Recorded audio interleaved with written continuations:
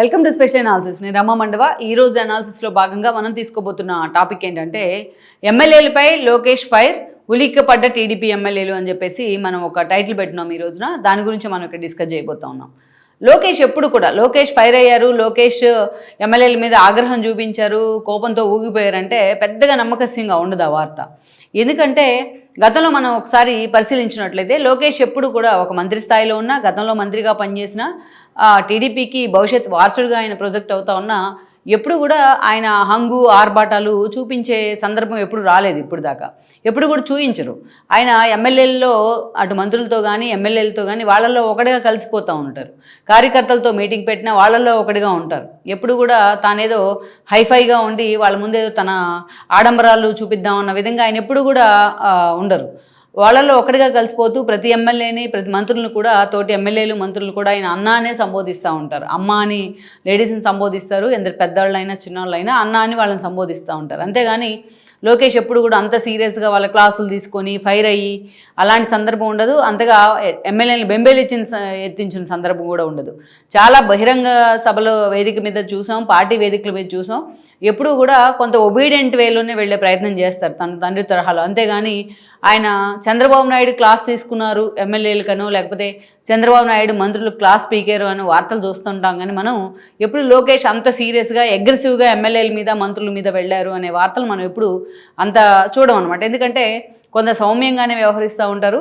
Even అటు వైఎస్ఆర్సీపీని target చేసే క్రమంలో పిన్ టు పిన్ వాళ్ళు మాట్లాడిన మాటల్ని కౌంటర్ చేస్తారే తప్ప వాటి మీద అగ్రెసివ్గా బూతులు మాట్లాడో, లేకపోతే ఆ బూతులను ఎండార్స్ చేసేలాగా వ్యవహరించడం ఎప్పుడూ లేదు ఆయన.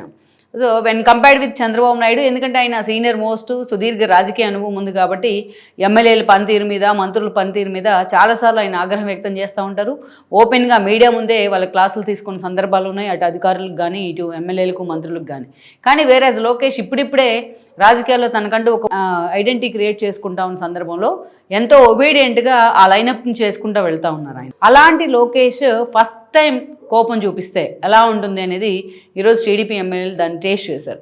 ఎందుకు టేస్ట్ చేశారు అంటే ఆల్మోస్ట్ కూటమి ప్రభుత్వం ఏర్పాటై 1.5 ఏళ్ళు కావస్తోంది, ఇంకా పైనే కావస్తోంది. ఈ 1.5 ఏళ్ళ కాలంగా ఎన్నో అంశాలు, ఎన్నో అవకాశాలు టీడీపీ ప్రభుత్వం వైపు నుంచి అటు ఎమ్మెల్యేలకు కానీ మంత్రులకు కానీ వచ్చాయి. అటు ప్రభుత్వం తరపున ఇంప్లిమెంట్ చేసిన పథకాలను జనంలోకి తీసుకెళ్ళడం, వాటిని అదే స్థాయిలో వాటి ఇంప్లిమెంటేషన్ చూసుకోవడం. సో ఈ కార్యక్రమాలను కూడా సరిగా నిర్వర్తించట్లేదని చెప్పేసి ఈరోజు లోకేష్ దగ్గర ఉన్న సమాచారం. అంతేకాదు ఇక్కడ మనం చూసినట్లయితే ప్రభుత్వం వైపు నుంచి కాల్ఫర్ చేసి చంద్రబాబు నాయుడు చెప్తా ఉన్నారు, ఇంటింటికి తిరగండి, ఇంటింటికి వెళ్ళండి, పథకాల గురించి చెప్పండి అని చెప్పేసి స్వయంగా ఆయనే వెళ్తూ ఉన్నారు. ఏదైతే పెన్షన్లు ఇస్తున్న ఫస్ట్ రోజు కానీ ఏదైనా పథకం ఒక ఇంప్లిమెంట్ చేసినప్పుడు కానీ ఆయనే వెళ్ళి జనంతో కూర్చొని కొన్ని ఫ్యామిలీస్తో ఇంటరాక్ట్ అవుతూ వాళ్ళని ఈ పథకం గురించి వాళ్ళకి వివరిస్తూ దానివల్ల వచ్చే లాభాలు చెప్తూ ఆయన వాళ్ళని దానిలో ఇన్వాల్వ్ అయ్యేలాగా చేస్తూ ఉన్నారు. కానీ ఆ ఆసక్తి కానీ ఏదైతే వాళ్ళు పెడుతున్న ఎఫర్ట్ కానీ మిగతా ఎమ్మెల్యేలు, మిగతా మంత్రులు అంత సపోర్టివ్గా జనంలోకి తీసుకువెళ్ళటం లేదు అనేది ఒక విమర్శ ఉంది. జనంలో కూడా అదే ఒపీనియన్ ఉంది. సో అది 2014 నుంచి 19 వైపు జరిగింది కూడా అదే. అందుకనే ఈరోజు అదొక నెగిటివ్ యాంగిల్ ఎమ్మెల్యేల వైపు నుంచి చూస్తూ ఉంటే. మరోవైపు రాష్ట్రం కోసం తండ్రి కొడుకులు ఇద్దరు కాళ్ళకు బలపాలు కట్టుకొని తిరుగుతూ ఉన్నారు. లండన్లు, ఆస్ట్రేలియా పర్యటనలు, గూగుల్ని రాష్ట్రానికి తెప్పించడం పట్ల ఏ డేటా సెంటర్ని లోకేష్ పెట్టిన ఎఫర్ట్ కానీ ఇవన్నీ ఒక యాడ్ ఆన్ ఎలిమెంట్సే ఈరోజు కూటమి ప్రభుత్వానికి. కానీ వీటిని ఎక్కడా కూడా జనంలో ఒక సోషల్ మీడియా వేదికగా దీని మీద చర్చ జరగడం తప్పించి అంత సీరియస్గా వీటిని జనంలోకి ఎందుకు తీసుకెళ్ళటం లేదు అనేది ఒక ప్రశ్న. ఇంకొకటి, ఒక మొందా తుఫాన్ తీసుకుందాం. ఎంత సమర్థవంతంగా అటు లోకేష్ కానీ ఇటు పవన్ కళ్యాణ్ కానీ చంద్రబాబు నాయుడు డైరెక్షన్లో పనిచేశారు, అరౌండ్ ద క్లాక్ పనిచేశారు, 3 days ఇంటికి కూడా వెళ్లకుండా అనేది అందరికీ తెలుసు. కానీ జగన్మోహన్ రెడ్డి ఇలాంటి అంశాల మీద బురద పోస్తూ ఉంటే కనీసం ఒక ఎమ్మెల్యే కానీ ఒక మంత్రి కానీ వచ్చి సమర్థవంతంగా ఆయన కౌంటర్ చేసే ప్రయత్నం చేయటం లేదు. ఇది కూడా ఇవన్నీ వీటన్నిటితో పాటు పార్టీకి ఇంకా ఇవి కాకుండా కాన్స్టిట్యున్సీలో ఉన్న సమస్యలు పార్టీ అధిష్టానానికే సవాల్ విసురుతూ ఉన్నాయి. ఈరోజు ఒక కల్తీ మాఫియా ఏదైతే లిక్కర్ స్కామ్ వ్యవహారం తీసుకున్నాం మనం, లిక్కర్ స్కామ్లో వైఎస్ఆర్సీపీ పూర్తిగా మునిగిపోయింది. ఇక బిగ్ బాస్ అరెస్ట్ అనుకున్న సమయంలో కల్తీ సారా డంపు బయటపడింది. దాన్ని బ్రేక్ చేసింది ప్రభుత్వమే. కానీ అది మొత్తం చంద్రబాబు నాయుడే దగ్గరుండి చేసినట్టు నారావారి కల్తీ సారా అని ప్రచారం చేస్తే జోగి రమేష్ లాంటి వాళ్ళు ఎక్కడ టీడీపీ నేతలు ఎవరు కూడా దాన్ని ఖండించే ప్రయత్నం చేయలేదు. అయితే జనార్దన్ లాంటి వాళ్ళు వచ్చి బయటకు వాంగ్మూలం ఇస్తే తప్ప దీని వెనుక కర్త కర్మ క్రియ జోగి రమేష్ అన్న అంశం బయటకు వచ్చింది. ఇలాంటి వాటిని కూడా కౌంటర్ చేయకుండా చాలామంది వెనక్కి తగ్గుతూ ఉన్నారు మాకెందుకులే అనేసి.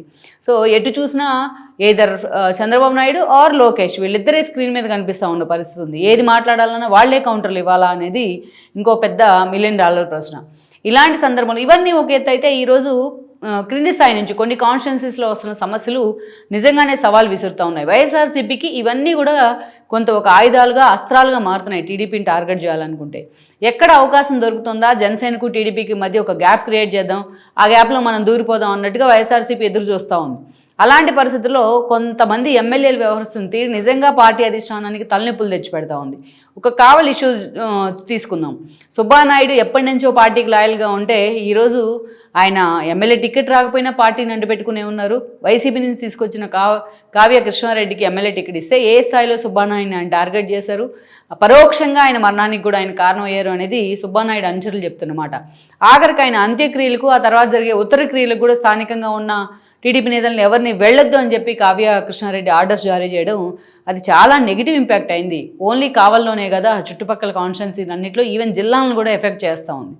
ఒక కందుకూరు ఇష్యూలో అసలు అక్కడ కులాల ఇష్యూనే కాదు, హరిచంద్ర ప్రసాద్ వర్సెస్ లక్ష్మీనాయుడు అంటూ జరిగిన వ్యక్తిగత ఇష్యూల్లో ఆ దారుణం జరిగింది.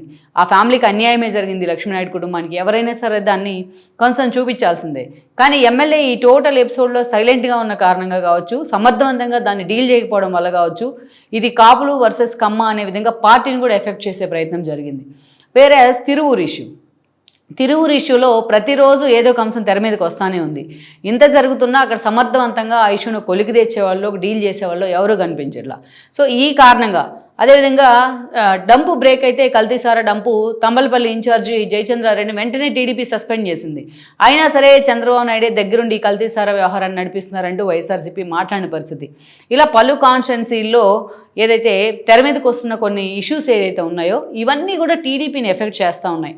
అందుకే ఈరోజు ఇటు తిరిగి తాము ఇంత ప్రభుత్వం తరపున పనిచేస్తున్నా, ఇంత సంక్షేమ పథకాల మీద ఫోకస్ పెడుతున్నా ఎమ్మెల్యేల పనితీరు మాత్రం జీరో అనేది లోకేష్ చెప్తున్నమాట. అందుకే తనకు అవకాశం వచ్చింది కాబట్టి వాళ్ళ మీద ఆయన సీరియస్ అయ్యే ప్రయత్నం చేశారు. ఎప్పుడూ లేని విధంగా పర్టికులర్గా కొంతమంది పేర్లు చెప్పి మరీ ఆయన క్లాస్ తీసుకున్నారు. అంతేకాదు ఒక్కసారిగా ఆయన ప్రజాదర్బార్ పార్టీ ఆఫీస్లో పెడితే 4,000 మంది వచ్చారు. 4 గంటల్లో 4,000 మంది సమస్యలు ఆయన దగ్గరికి వచ్చాయి. సో అంతమంది క్యూ కట్టారు. ప్రజాదర్బార్కి వెనుకలో వెళ్ళు అయింది. కంట్రోల్ కూడా చేయలేకపోయారు అక్కడ చాలామంది సెక్యూరిటీ ఉన్నప్పటికీ కూడా. అంటే ఇంతమంది ఒకసారి ప్రజాదర్బార్కి వచ్చారు అంటేనే మరి మీరు ప్రజాదర్బార్ ఎందుకు నిర్వహించట్లేదు అని చెప్పేసి ఎమ్మెల్యేల మీద కూడా ఆయన ఫైర్ కావడం జరిగింది. మీరు కాన్స్టిట్యున్సీలో ప్రజాదర్బార్ నిర్వహించి వాళ్ళు వినతులు కొన్నైనా పరిష్కరించి ఉంటే ఇంత దూరం సమస్య వచ్చేది కాదు కదా అని చెప్పి లోకేష్ వాళ్ళ క్లాస్ తీసుకున్నారు. ఎప్పుడూ లేని విధంగా లోకేష్ ఉగ్రరూపం చూసి కొంతమంది ఎమ్మెల్యేలు నిజంగానే ఉలిక్కిపడ్డారన్న ప్రచారం జరుగుతోంది. చంద్రబాబు నాయుడు లాగా సౌమ్యంగా కాసేపు క్లాస్ తీసుకున్న తర్వాత బుజ్జగించే ప్రయత్నం చేయట్లేదు. బట్ అదే విషయంలో లోకేష్ ఎమ్మెల్యే విషయంలో చాలా ఫర్మ్గా ఆయన ఇచ్చిన వార్నింగ్ ఏదైతే ఉందో ఇది టీడీపీ ఎమ్మెల్యేలో చాలా సీరియస్గా చర్చనీయాంశమైన పరిస్థితి. అందుకే ఎమ్మెల్యేలు చాలామంది తమ తీరు మార్చుకునే ప్రయత్నం చేయబోతున్నారనేది ఆ పార్టీలో జరుగుతున్న చర్చ. లెట్స్ సీ మరి ఇప్పటికైనా లోకేష్ అంత సీరియస్గా ఈ ఇష్యూ మీద ఇన్వాల్వ్ అయిన తర్వాత అయినా ఎమ్మెల్యేలను తమ పద్ధతి మార్చుకునే ప్రయత్నం చేస్తారా లేదా అన్నది మనం చూడాల్సి ఉంది. Please share, like and subscribe R24 Telugu YouTube channel.